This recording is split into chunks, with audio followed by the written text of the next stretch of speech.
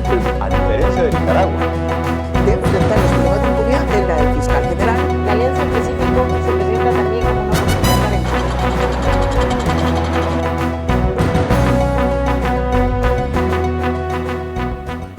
Un gusto volver a estar con ustedes en el espacio Fernando Aguayo América. Cordiales saludos a quienes nos ven a través de la señal de Mega TV en la Florida, Estados Unidos, por Vito TVO en el Ecuador y por OnePlus TV en el Ecuador y en el mundo. Hoy tenemos como invitado al ingeniero César Ron, ministro de Obras Públicas. Ministro, gracias por estar con nosotros. ¿El quinto puente para la ciudad de Guayaquil va a ser una realidad? Gracias, Fernando. Qué gusto enorme estar aquí en Guayaquil. La verdad es que vengo poco por aquí, pero cuando hay la oportunidad de conversar con los amigos y con la prensa seria, es importante dar un mensaje de lo que venimos haciendo en el ministerio. El quinto puente es un proyecto que lo hemos recuperado en el ministerio. Cuando llegamos, pues lo primero que hicimos es averiguar dónde está el estudio del quinto puente, porque nadie sabía del estudio del quinto puente. Finalmente el estudio estaba en el EMETOP, un estudio del año 2009 que hizo el Ministerio de Obras Públicas con el Cuerpo de Ingenieros del Ejército, con la Universidad de Buffalo de los Estados Unidos, con la academia, con ESPI Innovativa. Entonces, este estudio lo hemos rescatado y lo estamos actualizando, ¿no? ¿Qué es importante? ¿Por qué la actualización? Porque necesitamos confirmar los estudios de suelos, la geotecnia, la sísmica, el trazado. Hemos terminado ya la topografía.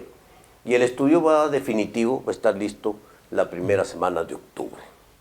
Y esto nos va a permitir llevar adelante un proceso que es fundamental, no solo para Guayaquil, para el Ecuador. El 90% de la carga de importación y exportación del Ecuador pasa por el puerto de Guayaquil. Y este eje vial, que es el viaducto sur, más conocido como el quinto puente, es una obra fundamental para el futuro del país y realmente va a ser la obra de ingeniería más importante de este siglo, en lo que va del siglo. En detalle, ¿cómo se va a configurar ese puente? ¿Cómo va a ser esa infraestructura? Fernando, este es un viaducto de 40 kilómetros. Es el viaducto más grande que tendría el Ecuador. Este tiene 4 puentes. Un puente sobre el estero que está junto al puerto de Guayaquil, Guayma.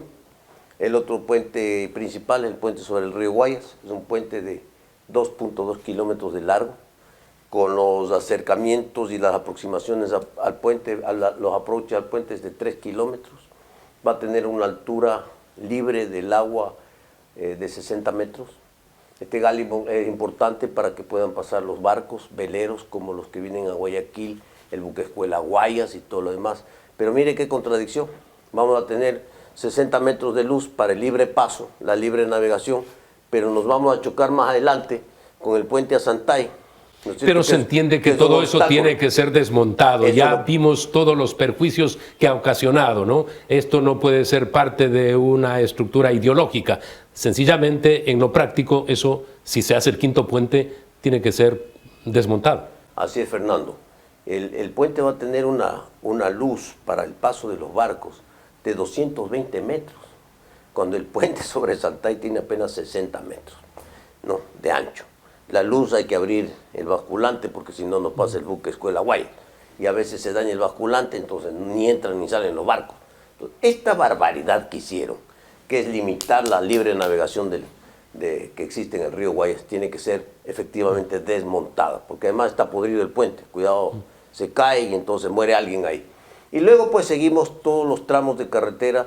Viene otro puente sobre el Bulubulo y otro puente, finalmente el cuarto puente sobre el río Mojahuevo, ¿no?, que es un estero realmente pequeño. Y esto nos permite conectar con la E25, es decir, desde el puerto de Guayaquil directamente a la E25 que nos lleva al sur del Ecuador, que nos conecta con Puerto Inca y con la vía que va hasta el Oro y hasta la frontera sur. Y del otro lado nos conecta con el estero Mojahuevo, pasando los dos ejes viales, la Durán-Tambo y la Durán-Boliche, ¿no es cierto? Y nos permite no solo salir hacia el norte del Ecuador, sino que los que vienen del norte del Ecuador también entran por ese eje vial directamente a este viaducto y los lleva al puerto de Guayaquil. En el pasado se decía que esto puede costar más de $1.000 millones, una inversión sumamente elevada. Si era a través de peaje, pues el peaje iba a ser sumamente caro. Y si se trataba de una inversión del Estado, también muy elevada. ¿Cuánto va a costar este puente para que sea mucho más práctico y se logre concretar esta idea de mucho tiempo atrás? Así es, Fernando, aquí tenemos que acordarnos. Esa era la cifra, se hablaba siempre de más de 1.000 millones. Bueno, yo tengo que decirle a los ecuatorianos hoy día que el CAPEX del puente está en 650, incluido pues las expropiaciones e incluidos los 2 distribuidores de tráfico en la Cacique Tomalá y en la 25 de julio para subirse al puente. Es decir, con toda una infraestructura moderna, porque este es un puente modernísimo, este es un puente atirantado, Fernando, que tiene en su estructura que sostiene al puente 90 metros de altura. Un puente atirantado que tiene 2 puentes de espejo, 2 puentes gemelos, independientes, no unidos, justamente para estructuralmente no tener problemas de cargas, y por otro lado va con gomas antisísmicas muy similares a las que tiene el puente Los Caras en Bahía de Caracas, que aguantó un sismo de 7.8 y ahí está parado todavía. Entonces, este puente atirantado va a tener 4 carriles, 2 de ida, 2 de vuelta, y estamos en el estudio técnico con los ingenieros, con el diseño, que podría llegar el puente a tener de una vez 3 carriles cada lado. Porque al puente, una vez que se construye, va a ser difícil ampliarle los carriles. En la vía en tierra usted puede ampliar un carril, hacer lo que usted quiera, pero arriba en el aire, porque este es un puente que va a tener 60 metros de altura, 2 kilómetros, 200 metros de largo, solo el puente. Entonces, de una vez estamos en eso, para ver si el puente sale con 3 carriles de cada lado, para pensar en el futuro como se tiene que pensar un proyecto de esta naturaleza, en la modernidad, en el futuro del Ecuador. ¿Quién va a invertir para la construcción de este puente? ¿Es el gobierno? ¿Es el Estado ecuatoriano? ¿Cuál va a ser el sistema? Bueno, Fernando, aquí hay 2 alternativas. Realmente el sistema de estructuración financiera es a través de un mecanismo que se llama PPS, prestación de servicios. Esto se utiliza mucho en Europa, especialmente en Inglaterra. El Estado no pone un centavo, porque esto se financia a través de un modelo económico. El modelo económico se hace a través de los peajes. El peaje es insuficiente o tendría que ser muy caro. Entonces se analiza otras posibilidades. Por ejemplo, establecer una pequeña tasa a las importaciones, ¿no es cierto? Porque ¿quiénes van a ser los principales usuarios del puente? Los importadores. No podemos gravar las exportaciones para que no dejen de ser competitivas. O sea, hay mecanismos de estos de simulación. Y en virtud de eso también estamos pensando seriamente en hacer una emisión de $100 millones de bonos del Estado, que permitiría arrancar la obra hasta que este modelo económico termine de estructurarse, que tendría que ser, pues si se hace una emisión de bonos de 100 millones, entonces estamos hablando que la diferencia serían $550 millones a través de este modelo de gestión, donde hay que incluir los 100 millones de los bonos del Estado para que recupere su plata el Estado ecuatoriano, porque aquí el Estado no le cuesta nada y recién se empieza a cobrar después de 4 años, cuando termina la obra, cuando pasa el primer carro por el puente y por el peaje, ahí empieza usted a cobrar. Antes de eso no se cobra nada a nadie. Vamos a hacer un corte comercial, retornamos inmediatamente y proseguimos en este diálogo con el ministro de Obras Públicas del Ecuador, César Ron. En la Clínica de Ojos Dr. José Sacoto Navia contamos con un equipo de profesionales altamente capacitados a la vanguardia tecnológica, brindando una atención personalizada y con calidez. Recuerda que los ojos son la ventana de la vida. Cuídalos.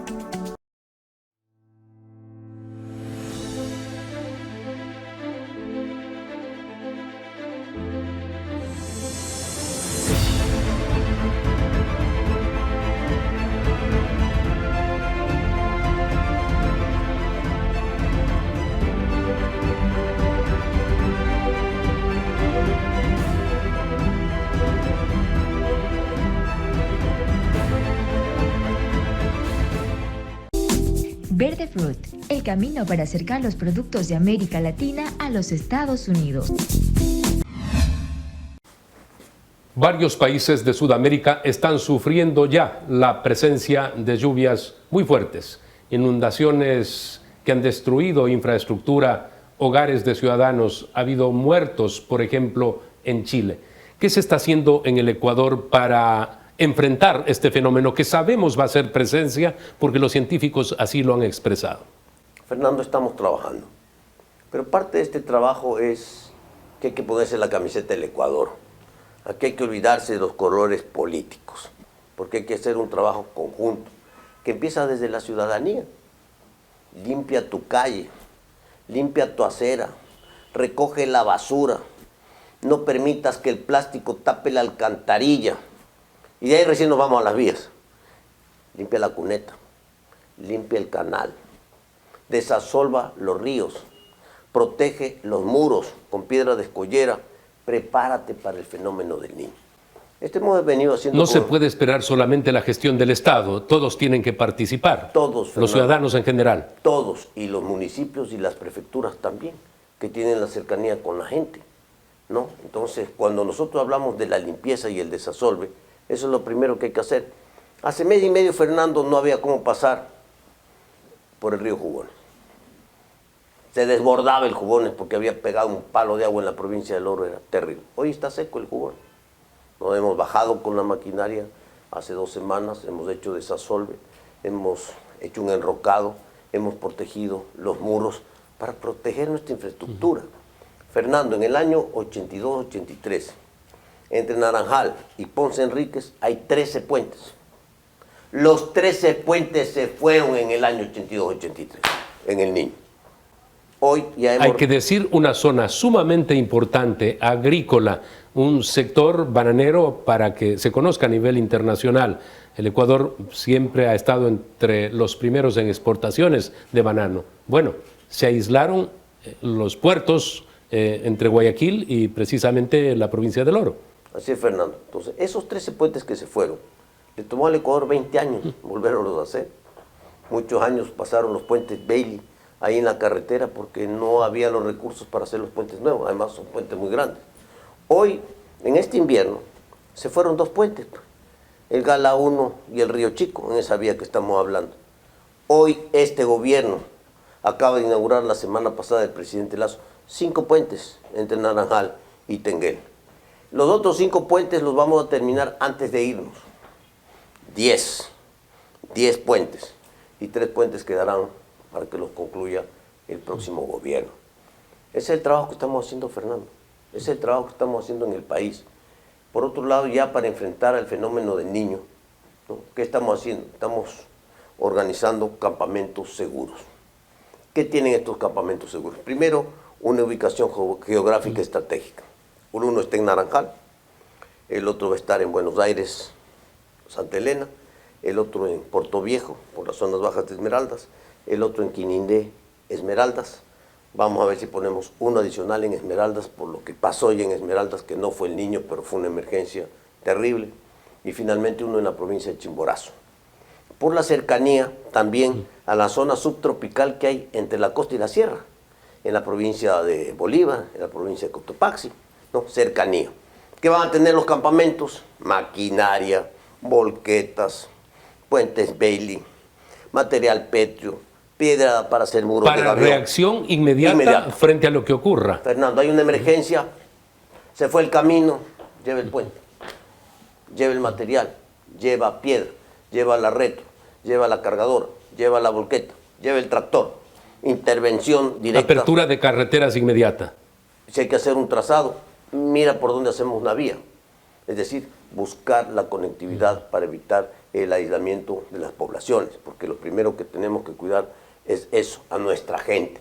Incluso estos campamentos seguros pueden servir como una primera instancia a la emergencia de poder movilizar gente, familias que estén en un sitio seguro hasta que puedan ser colocados en un albergue.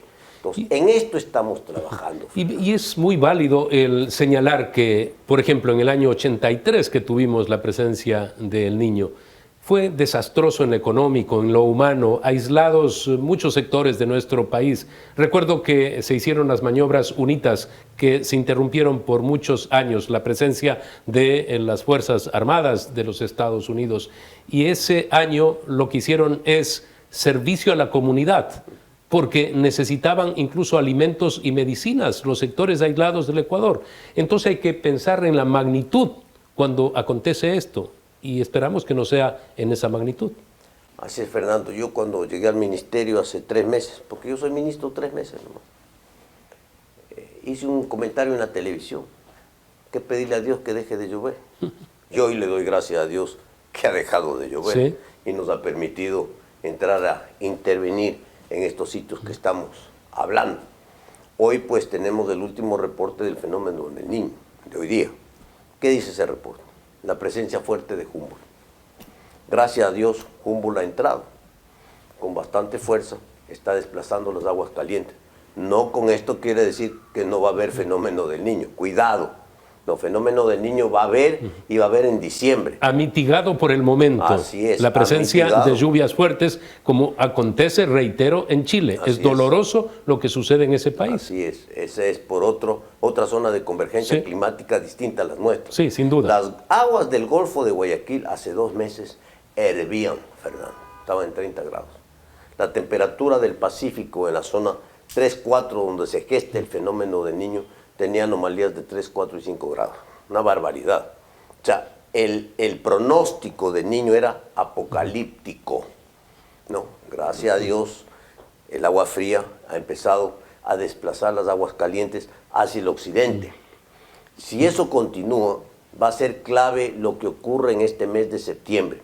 Si sigue Humboldt fuerte y se siguen enfriando las costas y se siguen enfriando las aguas, podemos tener un Niño moderado, ¿no es cierto? Un Niño como un invierno costeño fuerte, que los vivimos aquí, que son normales, ¿no es cierto? Pero no ese pronóstico apocalíptico que sería terrible para cualquier nación del mundo.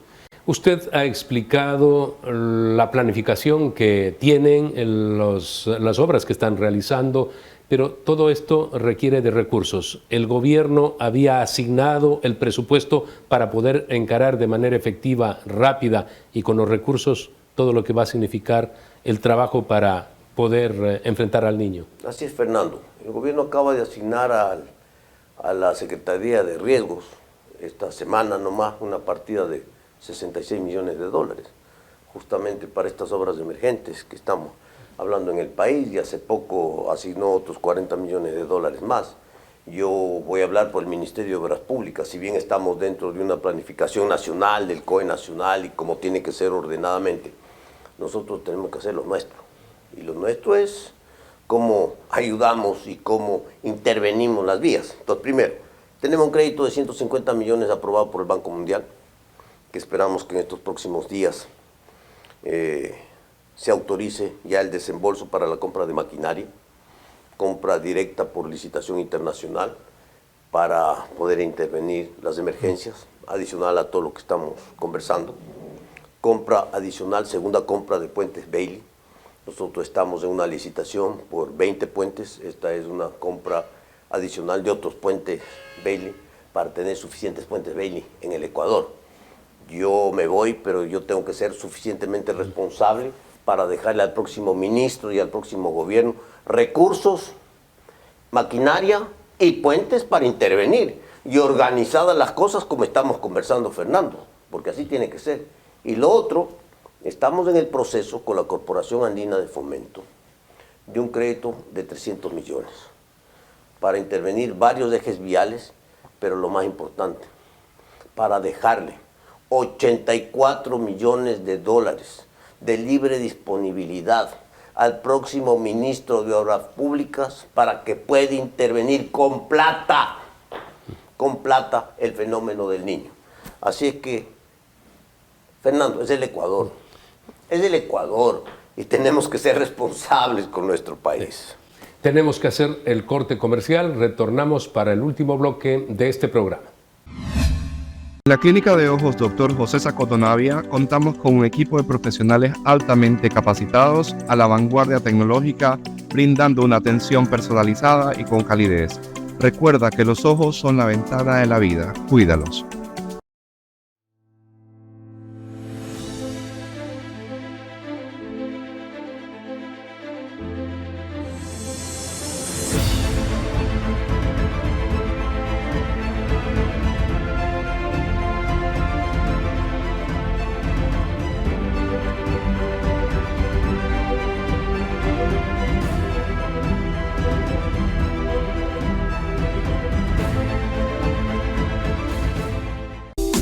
Verde Fruit, el camino para acercar los productos de América Latina a los Estados Unidos.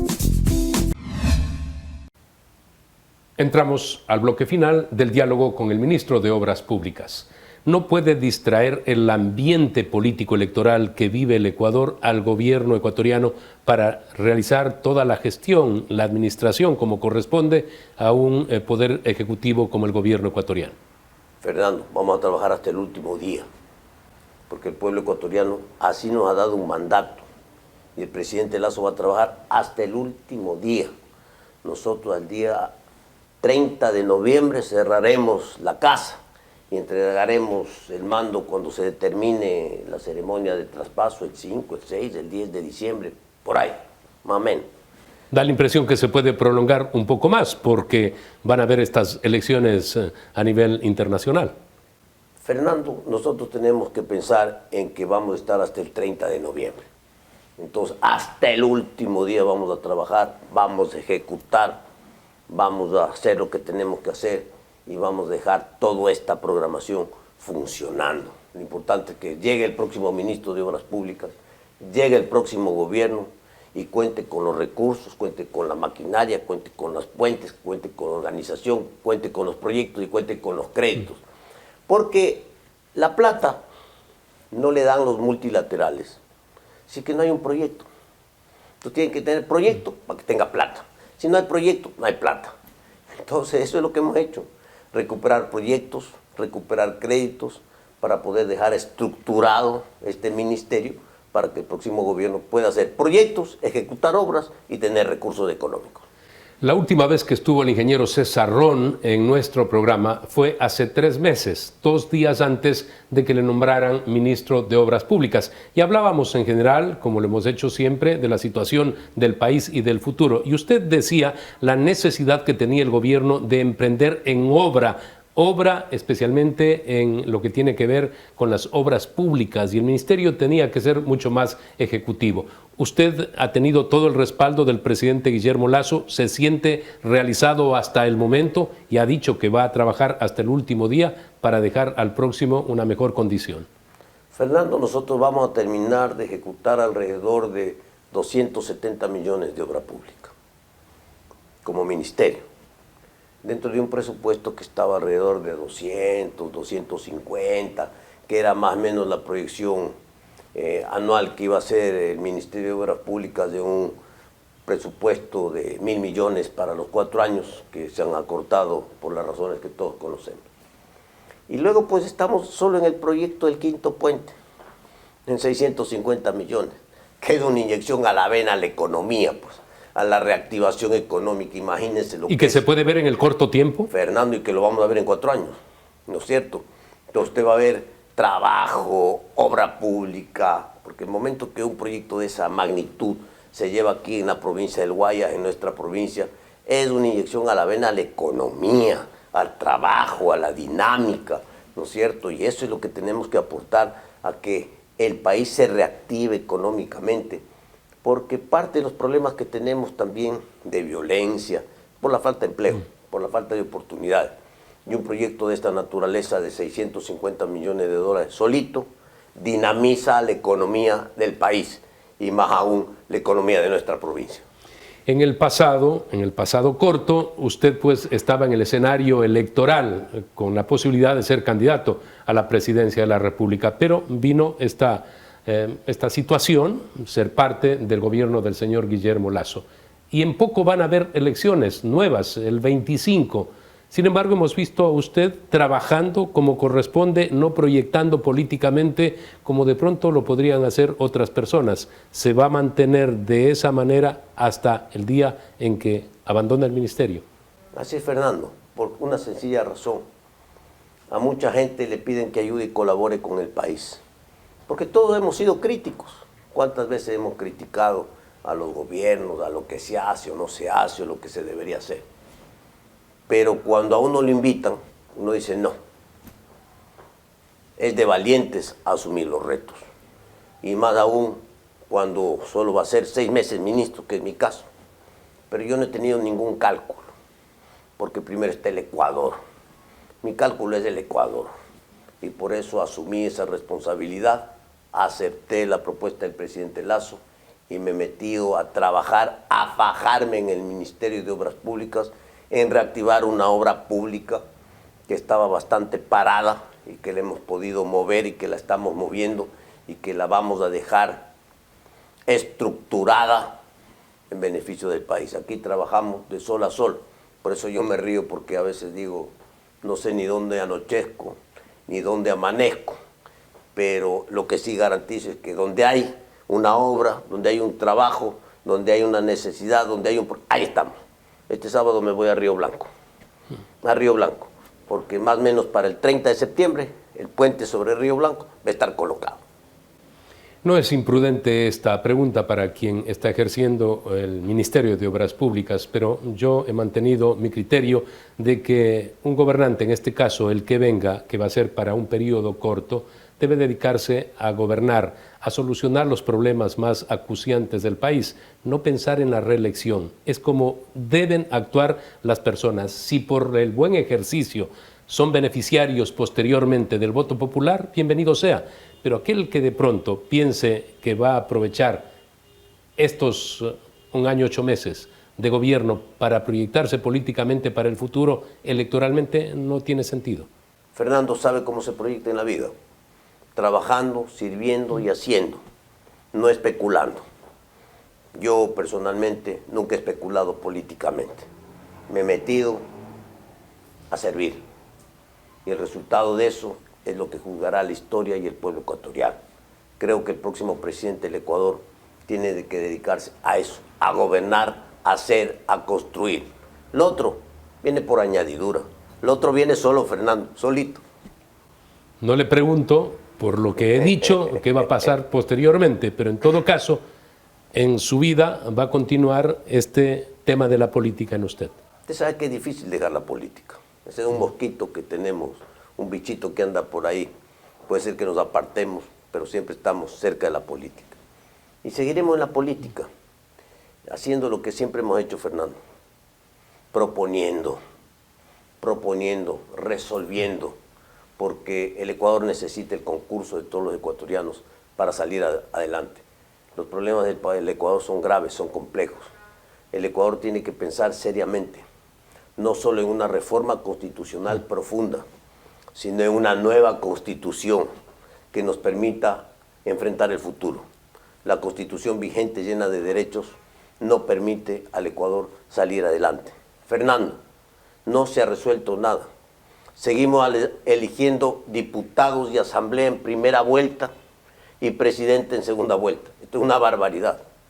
Entonces, ¿qué pasa? Que el nuevo presidente electo llega a ser presidente y no tiene mayoría en la asamblea. Y entonces el poder político de entrada secuestra al Ejecutivo. Esa es la historia del Ecuador de los últimos 40 años. ¿Cuándo va a cambiar esto? Cuando tengamos al menos elecciones de diputados en segunda vuelta, para no hablar de una reforma a la Constitución que permita tener bicameralidad, eliminar el Consejo de Participación Ciudadana, eliminar el Consejo de la Judicatura, regresar a los 3 poderes tradicionales, ejecutivo, legislativo y judicial, poner orden en el país. Será que esto es mucho pedir para el Ecuador, pero hay que decirlo. Aquí no ha cambiado nada. Hemos ido a un nuevo proceso electoral con las mismas reglas de lo que no ha funcionado en el Ecuador en los últimos 40 años. Esto no puede continuar, tiene que cambiar. Ingeniero, muchas gracias. Fernando, qué gusto. Amigos, recuerden ustedes que tienen una cita la próxima semana en Fernando Aguayo América a través de Mega TV en la Florida, Estados Unidos, por Vito TV en el Ecuador y por OnePlus TV en el Ecuador y en el mundo.